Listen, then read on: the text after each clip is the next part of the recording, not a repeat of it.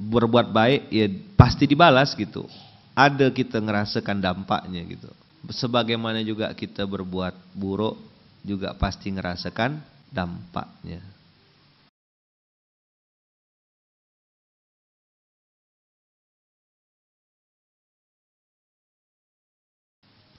Kebencian seseorang itu terjadi karena dia tidak tahu duduk permasalahannya. Banyak juga kita yang mungkin tidak ngerti benci dengan takdir yang sudah Allah wujudkan. Ada takdir yang sudah terjadi, itulah namanya qadar. Ada ketetapan Allah yang sudah ditentukan Allah tapi belum terjadi, namanya qadha. Qadha ini abang kakak ya bunda bisa berubah dengan sebuah kekuatan yang namanya doa. Ada yang lebih berbahaya dari tidak terwujudnya doa atau belum dikabulkannya doa. Yang lebih berbahaya itu adalah ketika seorang hamba sudah merasa letih dan capek berdoa. A'udzubillahi min dzalik. Dia mengatakan, saya ini udah ikut pengajian, udah ke masjid 5 waktu, doa udah sering, nasib saya gini-gini aja, tak ada gak perubahan. Ini setan masuk tipis sekali. Karena definisi doa yang dia pikirkan itu adalah semua harus sesuai dengan maunya dia gitu. Padahal hidup ini berjalan sesuai maunya Allah. Jujur aja, coba jujur. Banyak gak sih kejadian dalam kehidupan kita yang gak sesuai dengan maunya kita? Banyak. Saya pengennya belok kanan, tapi Allah bilang kau belok kiri. Saya pengennya ngerjakan A gitu, tapi Allah kasihnya B. Bahkan saya pribadi ya bang kakak ngerasakan gitu. Allah takdirkan tuh malah jauh sekali dari apa yang pernah saya pikirkan gitu. Ekspektasinya tuh A misal gitu. Terus kejadiannya tuh Q gitu. Kan dari A ke Q kan jauh sekali. Ini enggak masuk dalam planning, enggak masuk dalam ini. Kok bisa kejadian kayak gini? Unpredictable. Di situ saya makin sadar, makin paham. Oh iya, aku masih manusia biasa. Ya udahlah. Makin memperkuat we are nothing, Allah is everything itu. Benci, responnya tuh pasti benci.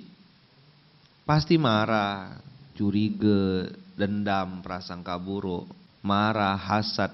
Inilah kira-kira respon yang paling realistis bagi orang yang belum paham.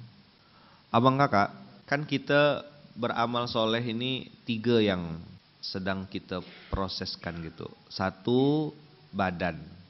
Badan ini juga diajak untuk beramal soleh ya. Badan ini diajak beramal soleh. Diajak sholat, diajak zikir, diajak wirid, diajak ruku, diajak sujud. Badan ini secara tidak langsung kalau sudah lama nih diajak, yuk berzina yuk. Dia akan protes gitu. Enggak mau. Bang minum minuman keras bang. Enggak. Bang ambil riba bang.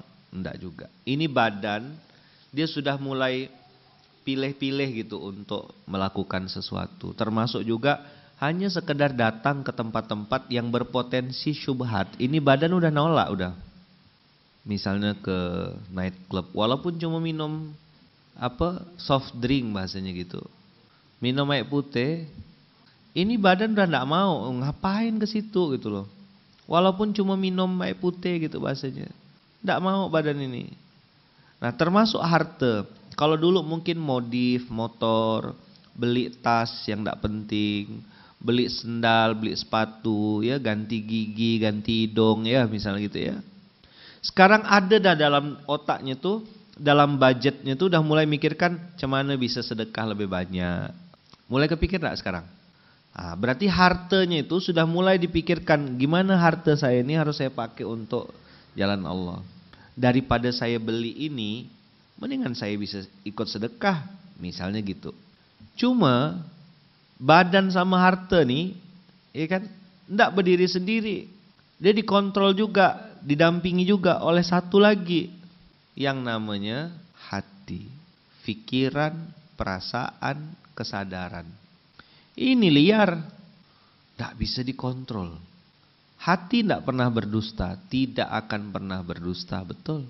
Tapi hati nih terbolak-balik hampir tiap hari. Nafsu di dalam hati ini yang membuat orang akhirnya terjebak. Kemarin saya bilang sama kawan-kawan, baginda Rasulullah Sallallahu Alaihi Wasallam itu memang capek fisiknya di Mekah 13 tahun. Di embargo, perang tidak berhenti, lapar, ngikat perut pakai batu, tidak mampu gitu. Tapi kalau mau buka-bukaan di Madinah jauh lebih capek, walaupun cuma 10 tahun. Apanya yang capek? Hati. Berkali-kali baginda Rasulullah itu dihadapkan dengan kondisi yang dia tuh harus ngalah. Orang kafir diajak bikin perjanjian, perjanjiannya dikhianati. Rasulullah bisa serang, tapi Rasulullah memaafkan. Jadi usikum wa ya nafsi bitaqwallah. Apa motivasinya? Nih, kita lihat ya ayatnya 4:40, berarti satunya 10. Innallaha la yazlimu mithqala dzarratin. Siapapun yang berbuat karena untuk demi Allah, karena Allah, untuk Allah, demi Allah, percayalah sepenuhnya, paksa diri, yakin seyakin-yakinnya tidak akan pernah dizolimi oleh Allah. Wa intaku hasanatan yudha'ifha wa yu'ti min ladunhu ajran azima. Jika sesuatu yang sebesar zarah itu adalah kebaikan, niscaya Allah akan melipat gandakannya dan memberi pahala yang besar, ajran azima. Ajar itu balasan. Pahala itu susah kita menerjemahkannya. Saya lebih suka ajar itu diterjemahkan dengan balasan, biar fair gitu. Kalau pahala dan dosa itu kan bukan bahasa Arab. Ajar itu balasan. Jadi kalau berbuat baik ya pasti dibalas gitu. Ada kita ngerasakan dampaknya gitu. Sebagaimana juga kita berbuat buruk juga pasti ngerasakan dampaknya. Innallaha la yazlimu mithqala dzarrah. Allah tidak pernah menzolimi hambanya yang berbuat baik. Yang harus jadi pertanyaan ke dalam diri kita adalah, saya nih berbuat untuk siapa? Karena kalau berbuatnya untuk Allah dan karena Allah, yang balas pasti Allah. Surat 4 ayat 40. Di sini abang kakak usikum wa nafsi bitaqwallah, kita jaga hati kita nih, ini dia. Stabil ndak dia nih untuk Allah. Makin sembunyi makin bagus. Maka saya bilang jangan sampai kamera manusia membuat amal jadi sia-sia. Berniat karena Allah, memposting sesuatu karena Allah itu wajib. Tidak memposting juga karena Allah itu juga pilihan. Masalahnya tuh bukan posting atau ndak posting. Yang jadi masalah itu karena siapa dan untuk siapa mempostingnya atau melakukan itu ya. Orang mempermasalahkan posting dengan ndak posting. Yang jadi masalah itu karena dan untuk siapa. Riya karena manusia bisa. Posting karena manusia bisa? Bisa. Tidak posting karena manusia juga bisa. Ah, saya sih tidak mau posting lah, nanti takut riya. Kan salah juga itu. Jadi sedekah terang-terangan dengan sedekah diam-diam itu bukan masalah, tidak jadi masalah utama. Itu teknis, diam-diam atau terang-terangan. Posting sesuatu yang menginspirasi lalu membuat orang jadi pengen ke tanah suci, baguslah. Tapi siapa yang menjadi niat utamanya, untuk siapa kita posting, itu yang jadi masalah utama. Nah, kali ini yang saya tengok ya, ada beberapa perdebatan itu membahas tentang postingannya. Kenapa sih diposting gitu? Kenapa sih di share-share, kok kayaknya pamer banget gitu. Ketika si peposting ini mempostingnya karena dan untuk Allah, Maka kita yang justru kena dosa karena curiga dan prasangka sama dia. Betapa hati itu macam mana ya? Su'uba i'rabuhu gitu. Dia pagi A, nanti jam 7 bisa jadi B, jam 9 berubah jadi C. Mengenal Allah tuh lebih mudah Bang Angka daripada mengenal diri kita sendiri. Makanya saya cenderung pada pendapat, ya boleh setuju boleh enggak ya, cenderung pada pendapat siapa yang mengenal Allah maka dia akan mengenal dirinya. Karena mengenal Allah ini hitungannya tuh pasti gitu. Allah tuh maha kaya misal gitu. Ya kayanya tuh kaya beneran. Allah maha baik.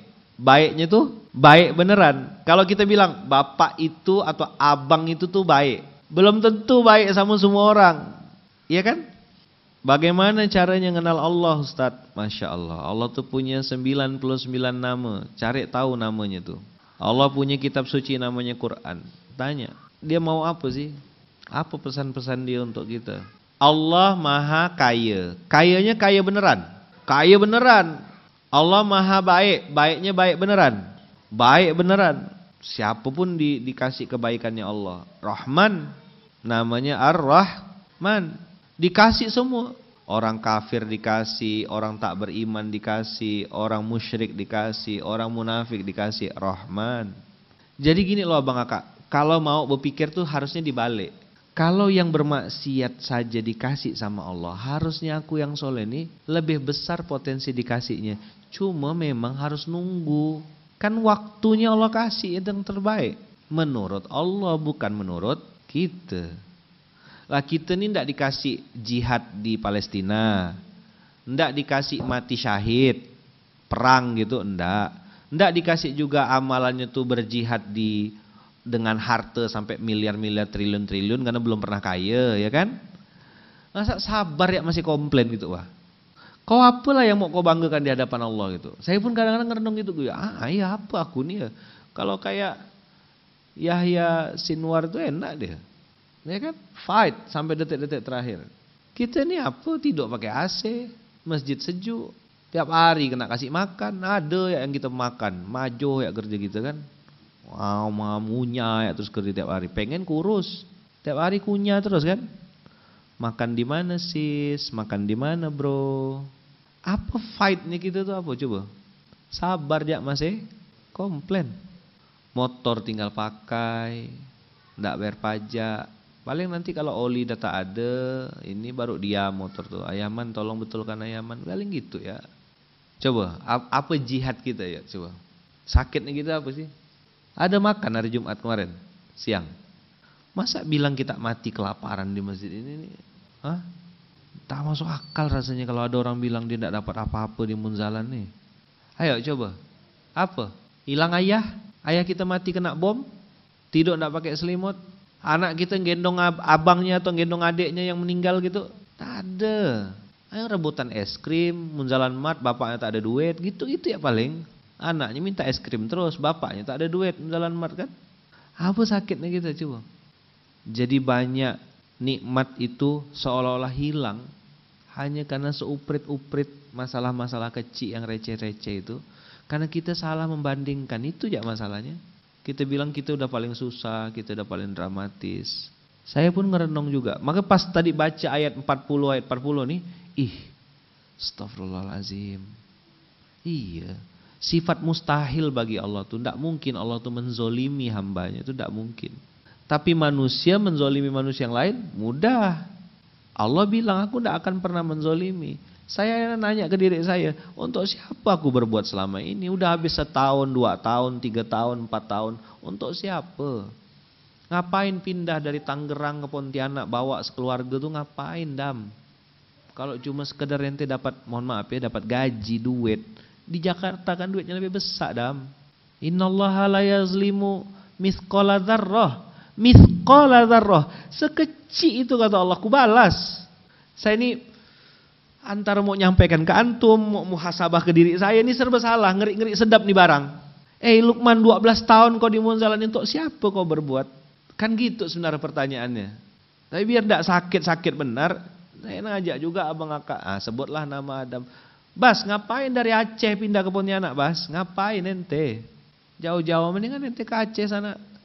La yazlimu mithqala dzarrah. Saya baru paham, oh iya, kata kuncinya balik lagi ke materi di Universitas Kehidupan, ya kan? UK itu kan 3 kurikulum besarnya. Apakah saya sudah benar-benar ikhlas? Apakah saya benar-benar ridho? Apakah saya sudah benar-benar sabar? Ikhlas karena Allah, ridho ketika ketetapan tidak sesuai dengan maunya kita. Tadi bahasanya, kadang kita belum paham gitu. Sabar nih juga kalau saya ya pribadi gitu, memaknai sabar nih artinya menahan, tahan. Ada ndak? Ayo, abang kakak nih sampai detik ini masih ada nafsu untuk berkelahi, berdebat, masih ada ndak? Masih kan? Jangan bilang ndak ada ya man, suci benar gak kau? Suci dalam debu.